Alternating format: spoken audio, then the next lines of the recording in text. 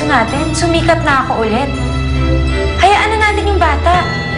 Naku, Gwyneth ha, lumalambot na yung puso mo sa bata. Ipaalala ko lang sa'yo na ginagamit lang natin siya para maiangat ang karir mo. Hanggang pwede siyang gamitin, gagamitin siya. Tumama ako sa kanya kasi sabi niya, hindi kaya gagalawin.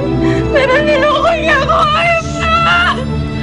Ate, hindi niya tayo titigilan hanggang buhay pa siya.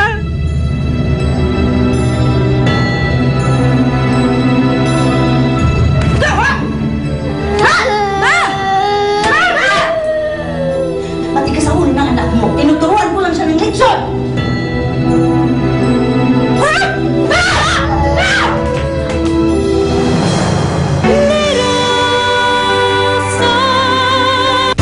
Napanood mo ang mga nakakaantig na tagpo sa